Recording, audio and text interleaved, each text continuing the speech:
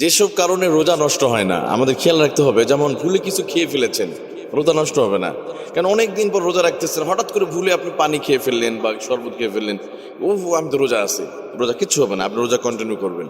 কিন্তু স্মরণ হওয়ার পরে যদি আবার খেয়ে ফেলেন তাহলে রোজা নষ্ট হয়ে যাবে।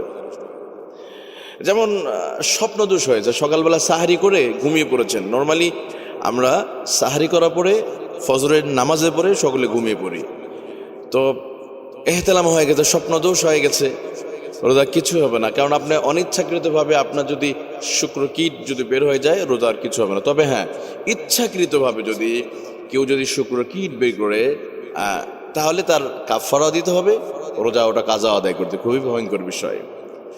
তাহলে যেসব কারণে রোজা নষ্ট হয় না, স্বপ্নদোষ হলে রোজা নষ্ট হবে না। তৃতীয় নাম্বার, আপনি রোজার মাসে কেউ খুবই অসুস্থ, আপনার খুব কাছের মানুষ, রক্ত দিলেন, রক্ত দিলে রোজা নষ্ট হয় না। আবার রক্ত পরীক্ষা করলে রোজা নষ্ট হয় না।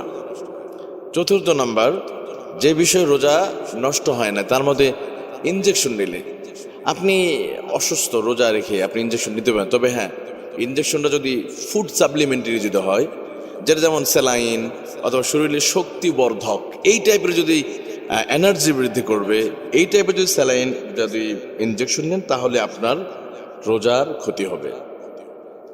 তো নর্মালি আমরা যে ইনজেকশন যেগুলো নেই, আপনি অ্যান্টিবায়োটিক নিলেন, কারণ ওটা তো স্টমাকে যায় না, রগে রোজার ক্ষেত্রে কি এটা পাকস্থলীতে যেতে হবে, এটা তো পাকস্থলীতে যাচ্ছে না, এটা রগে রগে পৌঁছে যাচ্ছে, শুধু এতে রোজার কোনো ক্ষতি হবে না, এই বিষয়টা মনে রাখতে হবে। যেমন আমরা অনেকে মনে করি তারাবি নামাজ না পড়লে রোজা হবে না, এটা অনেকের ধারণা। আসলে তারাবির সাথে নামাজের রোজার কোনো সম্পর্ক নেই। কেউ যদি রোজা নাও রাখে তাও সে তারাবি পড়বে, আবার তারাবি নামাজ পড়তে পারে নাই সে রোজা রাখবে, হয়তো 20 রাকাত পড়তে পারেন, সে রাতের বেলা তো সাহারির সময় 2 রাকাত পড়ে নেবে, 2 রাকাত পড়লেও হয়ে যাবে। কিয়ামুল লাইল বলা হয়েছে, কিয়ামুল লাইল মানে কি, রাতের নামাজ কি বলা হয়েছে, রাতের নামাজ 2 রাকাত করে আপনি এটা পড়তে পারেন, আপনি কোনো সমস্যা নাই।